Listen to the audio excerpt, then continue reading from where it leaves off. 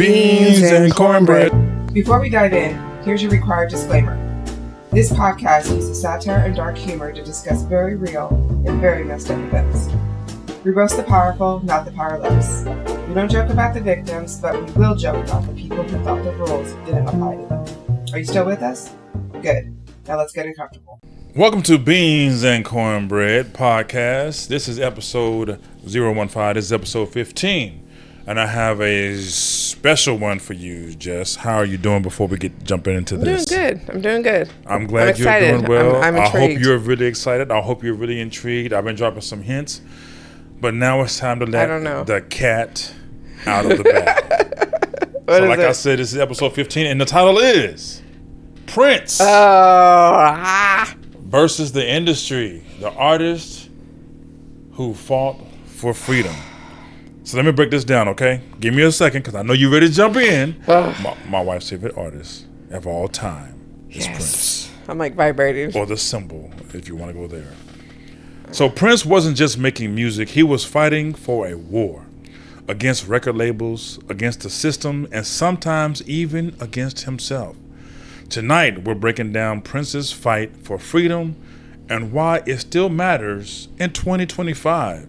He's a multi-instrumentalist playing over 25 instruments, blending genres like no one else. Funk, rock, pop, R&B, iconic performances like the Super Bowl halftime, Purple Rain live. And you know him famously for changing his name, right? The artist normally known as Prince. You know, the battle that he went through with Warner Brothers for music rights, writing Slave for his face, on his face as the protest. He is a man. He is a myth. He is a legend. Ladies and gentlemen, we're going to go in and talk about Prince. How are you feeling? I'm loving it. I'm all giddy. So before we get started, we started. Mm-hmm. So what is your fondest moment when it comes to Prince, and how did you get to Prince becoming your favorite artist of all time? I don't remember when it was become my favorite. I remember when he became your favorite. Yeah, when he became my favorite. I remember when I was a kid, I had the 1999 album. Mm-hmm. I remember I lost it in my house, and I remember I went batshit crazy looking for it. I was accusing everyone of taking, it was under my bed, but I lost my mind. Wow. I just thought he was perfect. The end all be all. Just perfect. Right. Perfect in every way. And, but I don't remember when I first heard, like what song I first heard of. Mm-hmm. I don't remember. It was probably 1999. Okay.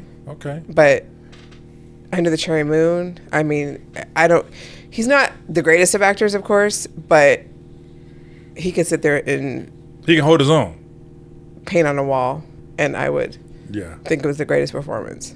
I've just always, he's my number one. So I remember growing up, and the most iconic thing that I can remember from Prince, because there was a lot of controversy involved around it, was the Purple Rain movie. And I'm just telling you, like churches was talking about different stuff when it comes to Prince, and a lot of pastors was doing a lot of negative like publicity stuff about Prince. But if you watch the movie, and if you haven't watched the movie, it's genius. You definitely have to see that movie. The soundtrack alone.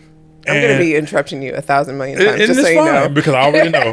I already know what's going to happen. I know what's going on. Just so you know, it's going to be a lot of me talking. But I just want to let you know, like, what intrigued me, and I have other stories prior to this, but in the Purple Rain, to see how that movie was done, the actors and actresses that were involved, how the script was written, and then the performances and how it all went down, and his role in the acting that he did. The fact that he was iconic. Everyone played their own person. Yeah, it was. It wasn't. They didn't play a different person. They played. Jerome played Jerome. Yes. Prince played Prince. That's from the time with Morris Day. Yeah, Morris Day played Morris Day. Yes. Apollonia played Apollonia. Yes. So it was the First Avenue Club. Yeah. Is the play the First Avenue Club. And who hasn't heard the term Lake Minnetonka, right? Lake Minnetonka, yeah. Purify yourself in Lake Minnetonka. Right. Because you say that to me at least once a month, I swear. But I can go back further than that because my wife is a little younger than I am. Now, I remember the Prince album with the big afro. Mm-hmm. My mother, we had all these when LPs. When he has no clothes on? Oh, yeah, with the hair on the chest and all that stuff. God. And the blue background? The music was just so iconic, unforgettable. His range of vocals was always outstanding. He always did something that would push the edge. And so you couldn't help but gravitate to him. Like him or not, you had to hear confidence. Who Prince was. 27 instruments. Yeah. Self-taught. Yeah.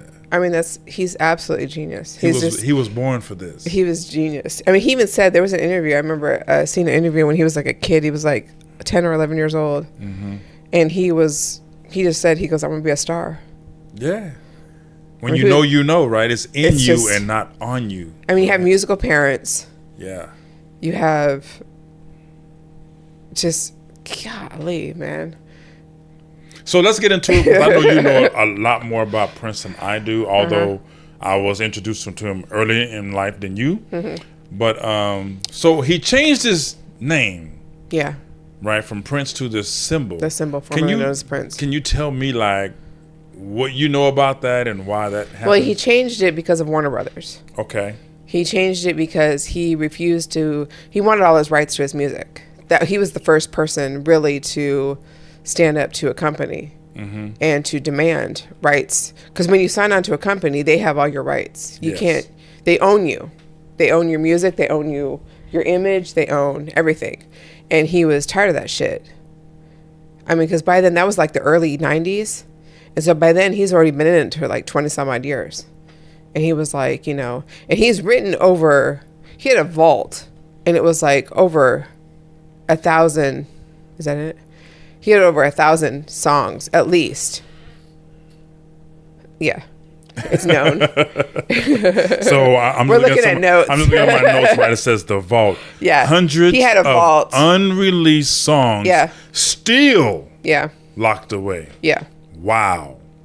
And when he died, it was kind of messed up because his sister decided to release a whole bunch of the songs, but he specifically didn't want a lot of the songs. He's a perfectionist. Yes.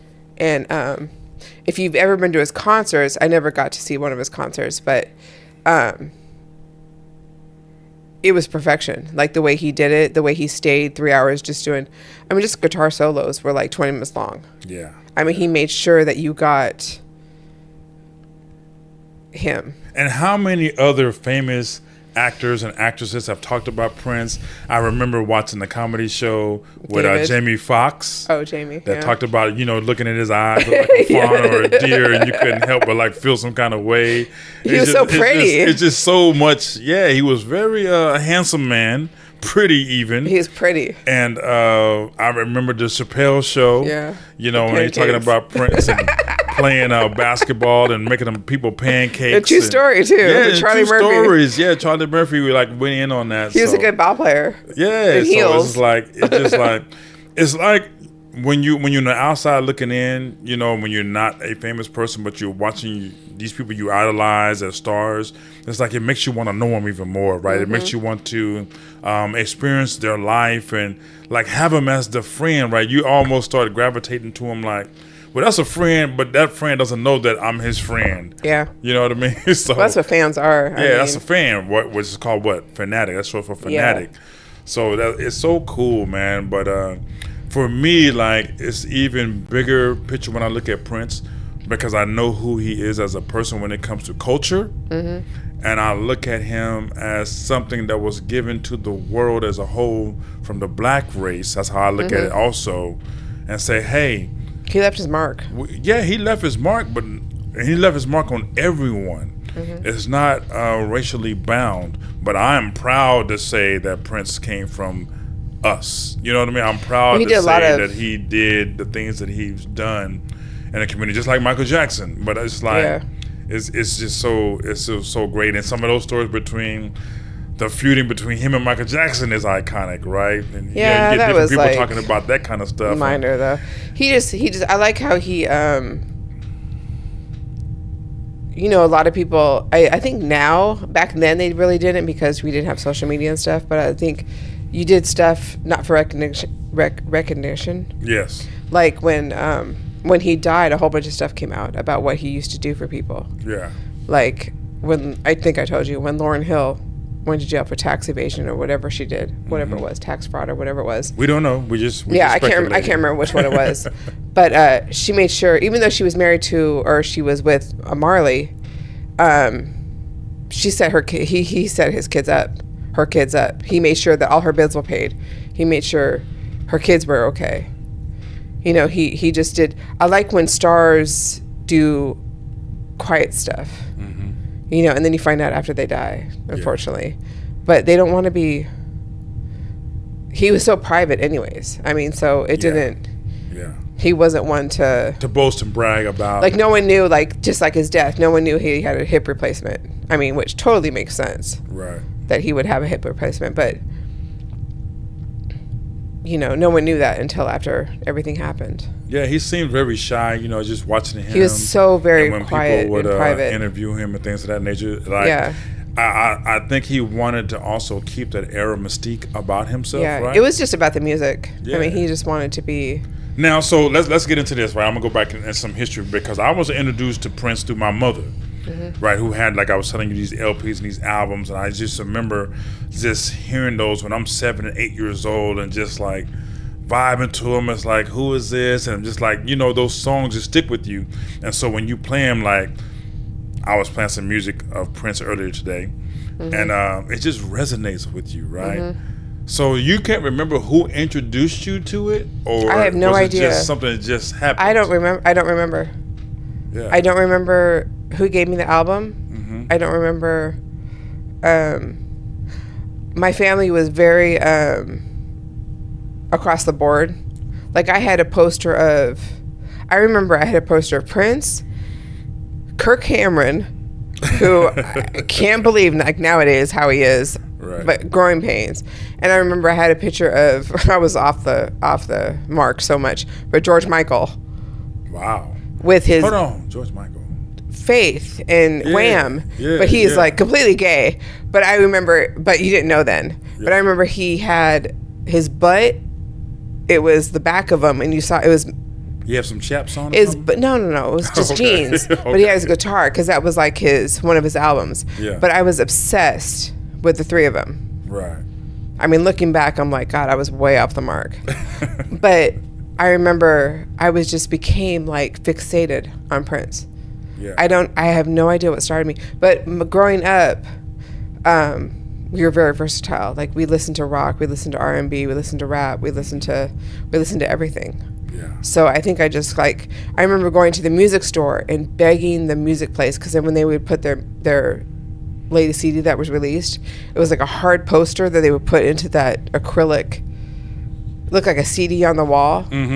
But I remember the Black Album with Prince, and I remember every day going to that mall back home, which my town was very small. It was only one mall. Right. And I remember, okay, you sure I'm on the list? I got it, and I got it. I was like stalking this dude about getting that poster. Right. But yeah, I remember, I knew he was never going to come to our state. I mean, I knew that was a given. But what state we're talking about, just so the people can know? Alaska. No one ever goes up there. It's cold. But I remember at least Seattle.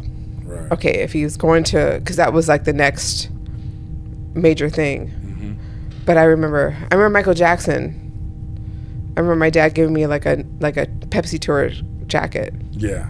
From I don't know where he got it from, but that was like, I knew I was never going to see him. Right. And of course he died younger than he should have. But so let me ask you this question. Here we're going to get a little deep into it, right? So what do you think overall that Prince has meant to you, and what is it that you feel when you listen to his music? Okay, first one I feel when I listen to him is nostalgia, I guess. It's just comfort. It just reminds me of, like, growing up, I guess. Yeah. At least the good times. I know when we got married, I wanted, but the DJ didn't have it. I didn't tell him it soon enough or whatever, but my favorite song in the world. Yeah. I wanted it to be our wedding song, but it didn't happen. But I don't know. I feel like home. I don't know. Yeah. You know, there's some artists in this world, man, that are very good, of course, right? But then there's also those iconic artists that resonate with your spirit, that resonate with your soul, that make you feel like they're a part of your life when you hear their music. And I think he's definitely one of those kind of artists, just like Michael Jackson was one of those kind of artists. You know, we have few of those, but not a lot, right? But he's definitely one of those. So let's take it a little further in the future. So when you found out that he had passed away, what was your thoughts? Well, I didn't know initially. I kept on getting texts from people. That lets you know how much of a fan you are when people start texting you. Everyone like associated me with him. Right. So on Facebook, and I was getting all these texts, and I'm like, what the hell are y'all talking about? Right. It was April 21st, 2016. Yeah. It was right after I had my daughter. And no, I was pregnant. Well, that's our baby. Yeah, we had just bought our house, and I remember I'm like, what are the? I didn't believe him. I was not believing him. And then my best friend texted me. She's like, "Are you okay?" That was the first thing she said to me. And I'm like, "What the hell are y'all talking about?" Right. And then that's the first time I actually shed tears over someone famous. Right. I was like, "Holy shit!" Yeah. Because it was such a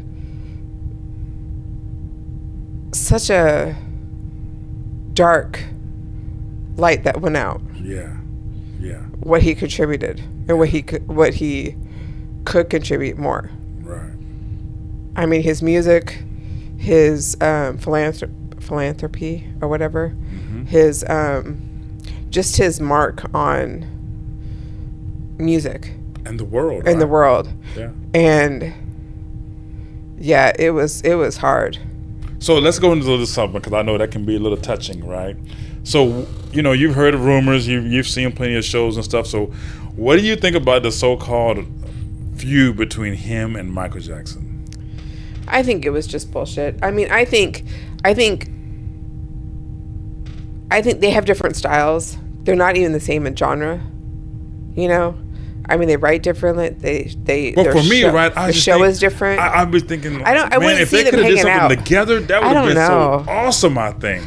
And I heard about one collaboration, and he wanted him to do something. Michael Jackson wanted Prince to do something with him about "I'm bad" or whatever, right?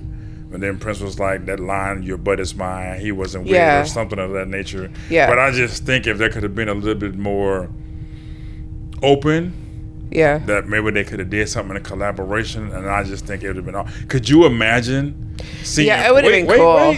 Could you imagine seeing Prince and Michael Jackson do a Super Bowl? Bro. Well, I still think, first of all, hands fucking down, besides Kendrick's, Prince is the #1 Super Bowl performer. It rained during Purple Rain. It started raining during Purple Rain. I mean, that's like insane. Yeah. That's like iconic, insane. Right? It's like insane.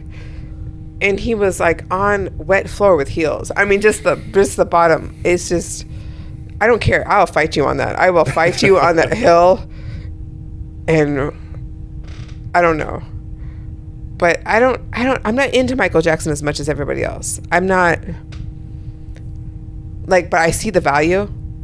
I see the value what it brought. Yeah. You know, I think the collaboration would have been really cool. That'd have been awesome. Because they each have two different different styles. So. But see, my thing is like this. It's like the competition, right? It's good competition. To me, Yeah. Because it's gonna bring out the best of Yeah, each it'd have been one. cool to see. I'm sure Yeah, someone's I would have been like, oh my done a God, remix or that'd have been something. So awesome, yeah. Someone I don't know. had I to never have. heard that though. I never heard. That'd be cool to find out. Yeah, I mean, that'd be cool. That'd be really cool. So yeah, man. Like I said, I wanted to bring this to the forefront on Beans and Cornbread podcast, episode 15, because I know you love the artist Prince and what he has meant to you in your life, in your youth, as well as being an adult. And we want to just to keep his spirit alive. what's your favorite song? Beautiful Ones? Beautiful Ones. Beautiful Ones? Yeah. I mean, but he has so many. Like if you get into a certain kind of mood, that's why I love artists that put out a lot of music, because you get into a certain mood, right? You can go and find an artist and find a song that kind of fits that mood. Well, plus he changed. He was like, not like Bruno Mars, but he like, because Bruno Mars does like the eras. Mm-hmm. But like he does like. What's your favorite song while we're talking about it? Oh, Adore. Adore. Okay. Adore. Yeah. 1000% it's so many. Adore. You know. There's not even a music video for it. I mean, it was just. Oh my God. That's what I wanted for our wedding song. Yeah. With the freaking DJ. God. He had no way of And we knowing. didn't have like and phones. we didn't have it back then. Like, we we didn't have download it phones on the spot or whatever. So yeah. you had what you had, but oh my God, Adore is just the lyric, love is too weak of a word to define what you mean to me. Yeah. Just says it all. Yeah. I mean, it's just, God, and that song with Angie Stone. Yeah, for sure. So yeah, baby, I really hope this you is like enjoyed really super this. short.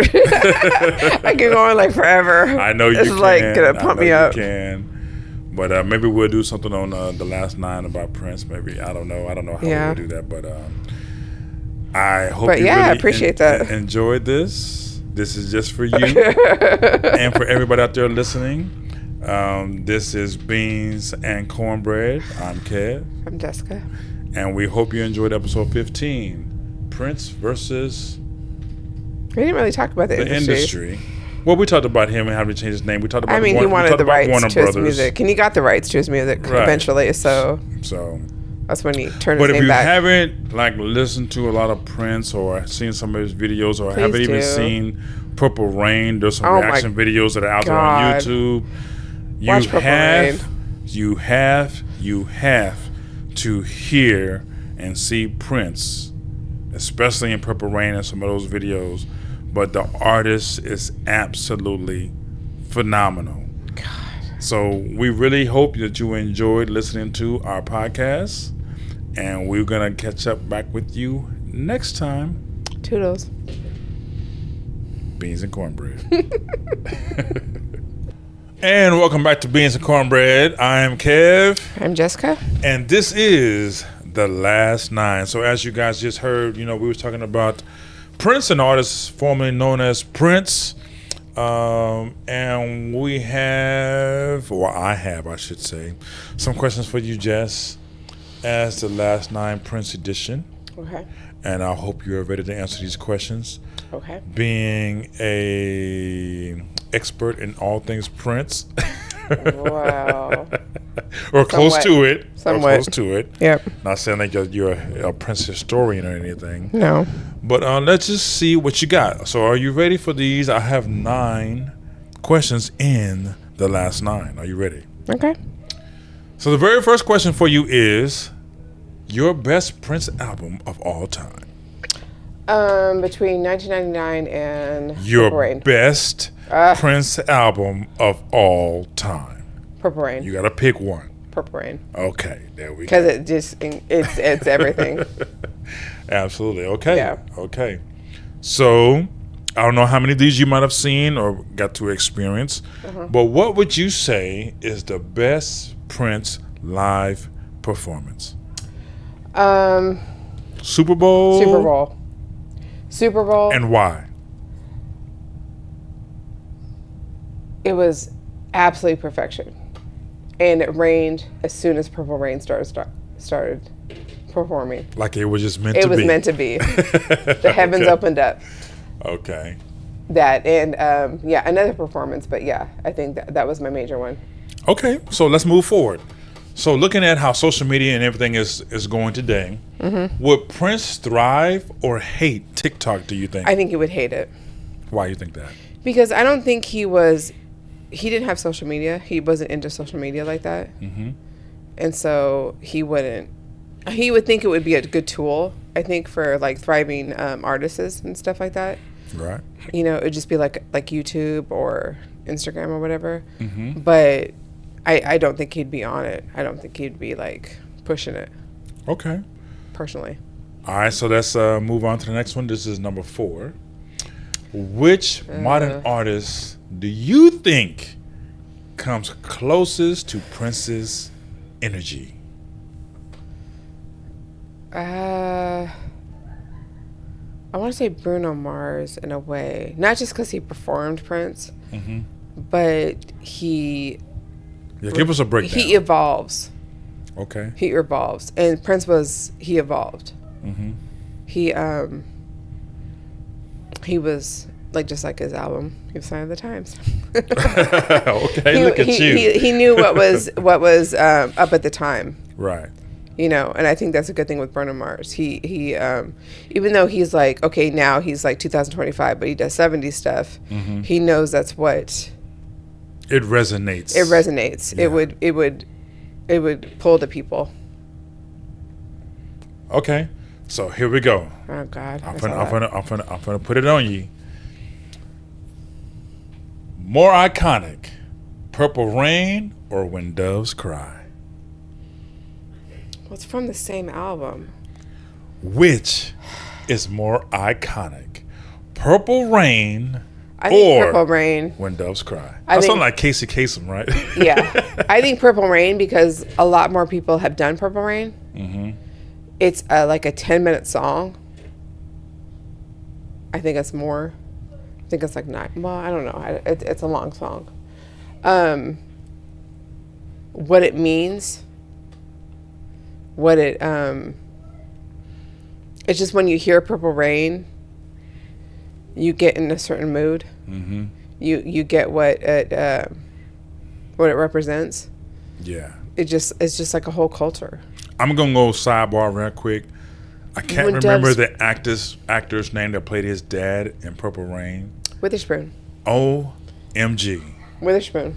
OMG. Yeah, he nailed it. John Witherspoon. I mean, he was Mod Squad, I think. He's Clarence. Clarence. Yeah, he's been a lot of different He played things. John in the movie.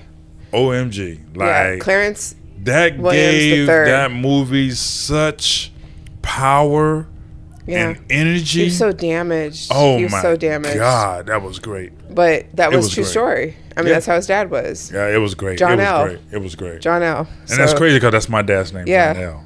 I know. That's crazy. Okay, moving on. Yeah. Which one would you pick? Prince guitar solo or Prince falsetto? Oh, guitar solo. Really? Yeah. Why? Because you can only hear somebody sing like a falsetto for so long.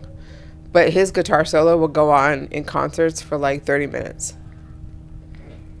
And the fact he that played like over 27 instruments, right? So it's just like... So the fact that he self-taught, yeah, he will play, like, his concerts are well known to be like hours long. You're going to get your money's worth. He may be late, and because he shows up on his own freaking timeline. But you know that buying a ticket, you know if you're any kind of fan, you know that you're in for a friggin' clear schedule. Yeah. Oh yeah. Take your day off the next. You're work. going to see Prince. I mean, he shows up at clubs like at 3 a.m. just for shits and giggles. I mean, that's awesome. He's just so. He doesn't like to be. He didn't like to be like on the marquee. It was like backdoor type shit. Yeah, for sure. But his guitar, he's one of the top 5 easily, top 3 guitar soloists. Okay, so let's move on. You good? All right. I'm like buzzing. In this day and age, would Prince collab with Beyonce, Kendrick, or The Weeknd if he was alive? What'd you think? Well, he did go with Beyonce. Okay. I can't remember what song they did, but I know he did that. I think he would deal with it with Weeknd. Ooh, that would be. I think The Weeknd would be more of his. That would be magical. Yeah, I think The Weeknd would be more of his. But I think because of like how he will push boundaries and break things, that I could just see him with Kendrick. Could you imagine? I mean, all three. Woo! I know he did Beyonce. All of them, right? But yeah, I think all of them would be good. I think Kendrick would be more his style. Yeah. In a way, but he has dealt with rappers. He's you know. Okay. So he can. I don't know. He can just work with anybody. So as a man, I'm kind of scared to ask this question, but I'm going to ask it anyway. Uh-huh. So what is the coolest Prince outfit for you of all time? You already know this. He was on an award show, and when I was a kid, I think I was in my teens. Has it changed? No. Okay, so you can spur all that crap. Sexy motherfucker. He came out in a yellow outfit, and he had chaps on in a way where his butt cheeks were hanging out. That's some butt outs. Oh my God. As my friend AJ would say, he had on butt outs. I thought, I don't remember how old I was, but I lost my shit. I think I remember I was at home, and I just like, you didn't even see anything. You just saw flesh. I mean, you didn't even see like actual cheeks. But he turned around and he was performing Sexy Motherfucker. Yeah. On an award show. And I think I should get some chaps. And he turned around. Go ahead. I'm telling you. And he had them on, and I just about lost my shit. Okay. I'm telling you. All right. So we're running close on time. So here we go. If Prince dropped an album tomorrow, what would you think? What you think it would sound like? It would sound like him. It wouldn't sound like anybody else. It wouldn't sound like The Trend. Yeah. Because he was his own person. He never with Third Eye and all that kind of stuff, and he had that he never went with the genre of the 80s or the 90s or whatever. Okay. It was him. And so that is the last 9, but I have a bonus question for you. Okay. Are you ready? Yeah. If Prince could come back and sing you one song, what would it be? Adore. Are you sure? 1,000%. Are you positive? 1,000%. That it will be Adore? 1,000%. That is my favorite all-time song in the whole universe. Hey! So yeah, this is definitely a shout out to Prince, and this has been the last 9 on Beans and Cornbread. And we want to thank you guys for listening to us, and we will see you next time. Oh, I love you. Jessica. Toodles.